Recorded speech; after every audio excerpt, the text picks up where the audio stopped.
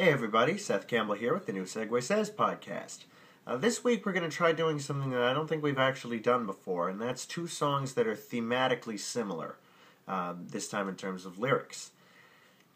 The two songs are Mad World by Tears for Fears and Go Insane by Lindsey Buckingham, although we're not going to use the Tears for Fears version of Mad World. Let's talk about that briefly.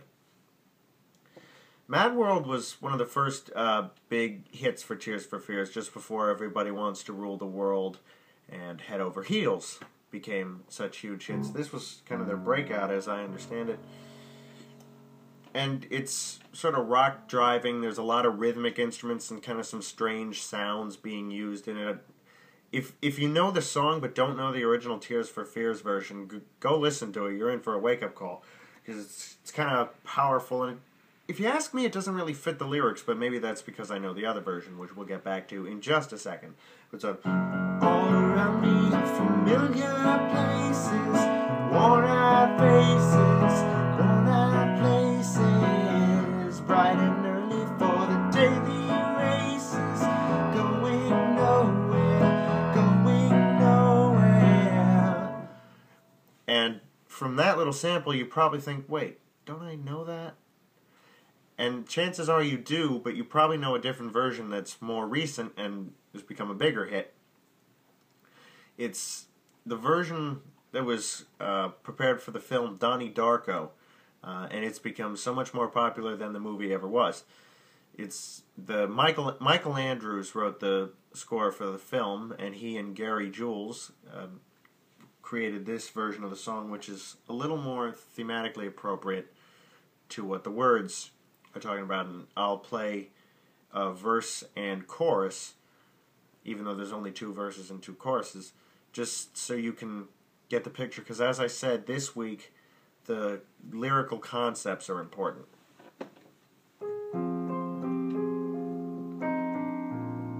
What's also important is the fact that this version is in F as opposed to F sharp. Well, F minor as opposed to F sharp minor, but you get the picture.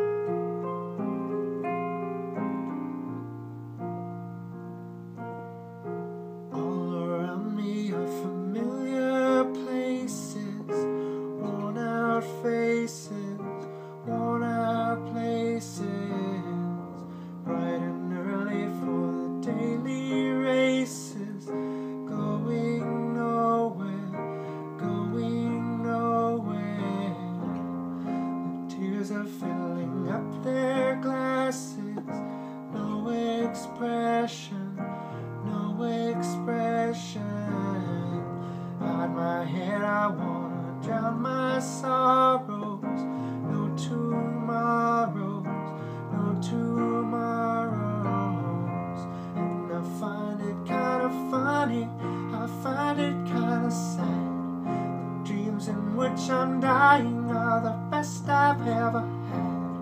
I find it hard to tell you, I find it hard to take. When people run in circles, it's a very, very mad world. Mad world. So you probably know it by now. And as you can hear, lyrically, it's a very depressing song about basically being overwhelmed by reality and not knowing what you're supposed to do with it. And to me, that this broken down sort of piano version of it fits that a lot better. I mean, Tears for Fears version is great, and I love Tears for Fears. I wouldn't say a word against them. But I really give a lot of credit to Michael Andrews and Gary Jules, because they managed to put the song in a new setting that I think worked much better for the delivering the message. And I haven't seen the movie, so I don't know how it fits into that, but you know, I can kind of imagine the type of scene it would be in, because the lyrics are very descriptive, and some of the better lyrics I've ever come across. And the second song, and again we're following a theme here, is Go Insane by Lindsey Buckingham. Now this one was one of his solo hits outside of Fleetwood Mac. And then during more recent Fleetwood Mac tours, and including on the film, but not the album, of The Dance in 1997, there's a great version. He rewrote this song, and I'll talk about that in a little bit, but the original version of Go Insane was sort of, you know, the pop disco, well, not, it was post-disco, but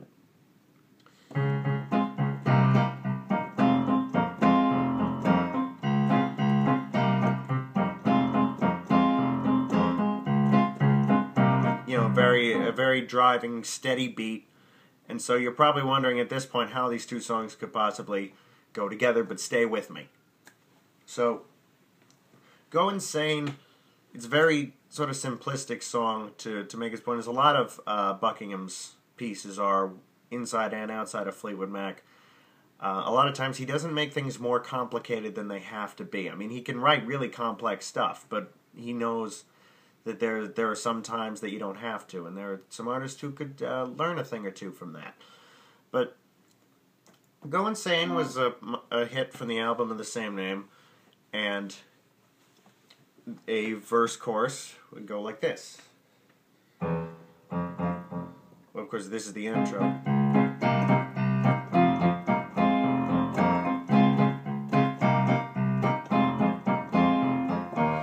Two kinds of people in this world: winners, losers. I lost my power in this world, 'cause I did not use it. So I go insane, like I always do, and I call your name. She's a lot like you.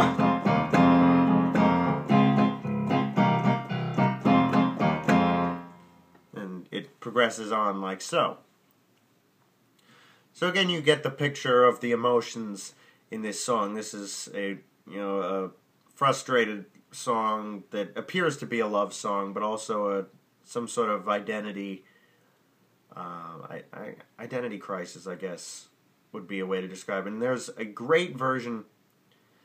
I spoke a minute ago about how changing the setting of Mad World brought out the meaning more. Well, there's a version of this one, and I'm taking a bit of a detour here, but I hope you'll bear with me because it's worth it. The version from 97 that was not on the Dance album, even though it was part of that show, but you can find it on the very best of Fleetwood Mac. He put the same song in a new setting, and rather than bring out the meaning, it basically changed the meaning from angry to worried and contemplative. Contemplative. And that one's a little bit like this.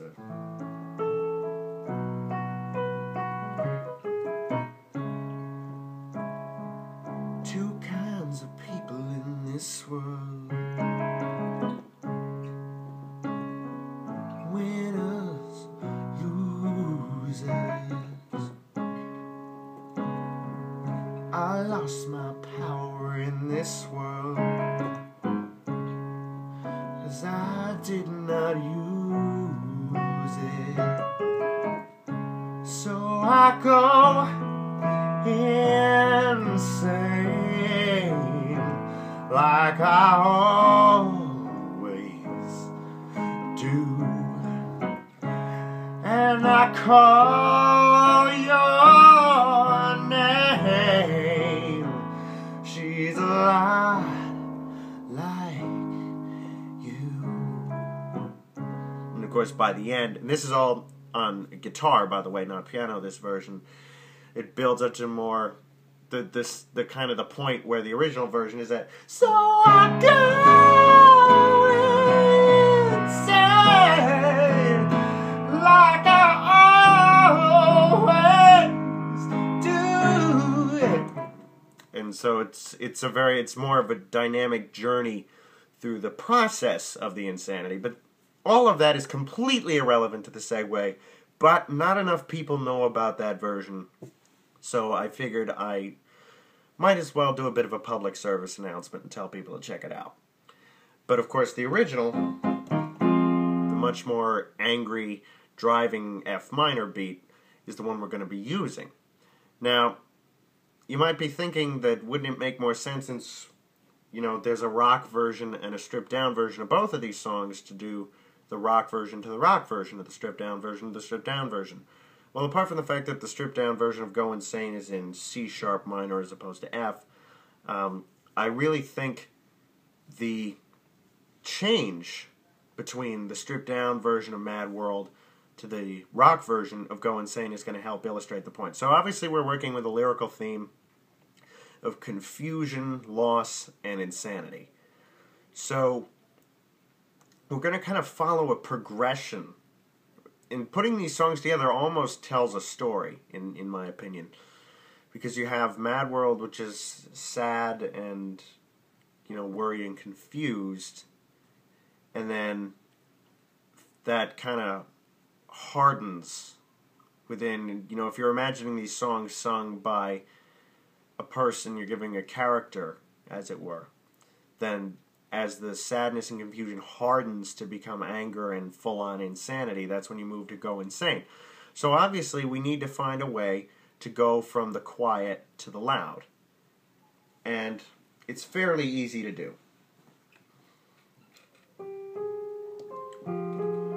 You'll be on the last chorus in Mad World, which is just these two chords. F minor, B flat.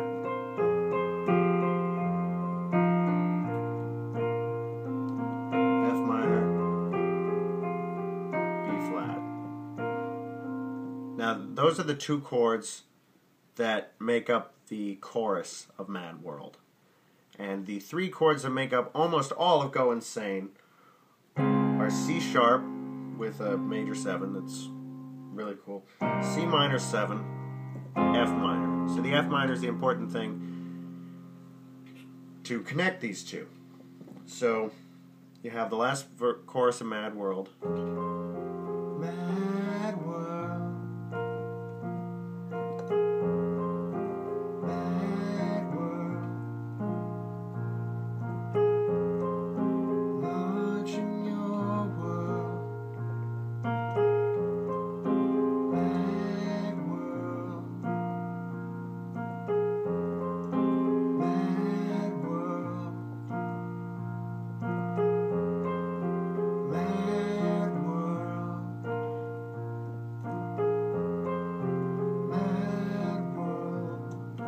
Then you can just switch chord progressions.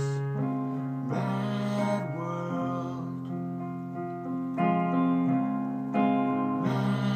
world. Mad world.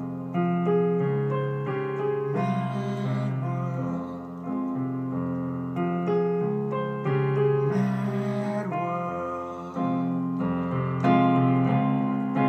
Mad world. And as you slowly start to speed up just a little and get louder, switch, and I've been imitating the voices of the artists concerned pretty directly for this. You can switch from the quiet Mad world to the more dominant Mad world. Mad world. Mad world.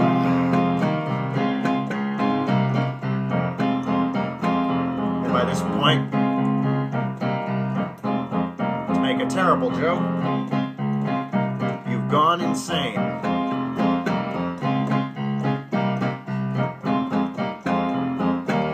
Two kinds of people in this world.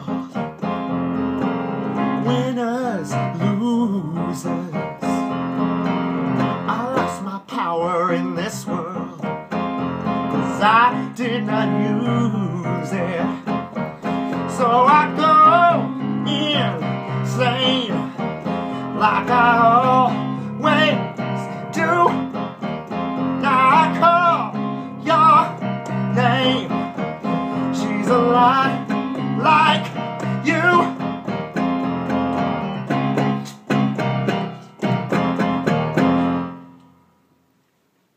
Now, obviously, if you're following sort of the story narrative arc that I'm trying to create with these, you'd end with Go Insane. Because that's kind of the progression of the psyche of the character. But kind of in the way Billy Joel's song The Stranger does, if you wanted to kind of bury that insanity below the surface, you know, following along with the metaphor here, I suppose at the end of Go Insane,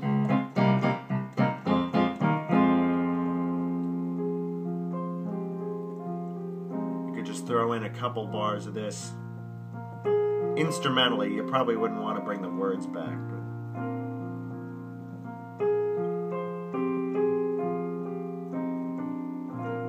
that's purely a matter of taste. I've done it both ways, but I personally prefer ending with Going Insane. Well, that didn't come out right. Let me rephrase that. I prefer to end it by finishing the song Go Insane. I don't want to say I want to... You know what? I'm digging myself a deeper and deeper hole here. Maybe it's because I'm sick and my head's not quite clear at the moment, but you get what I'm trying to say, I hope. So in any case, thanks as always for watching. I really appreciate it, and I will see you next week.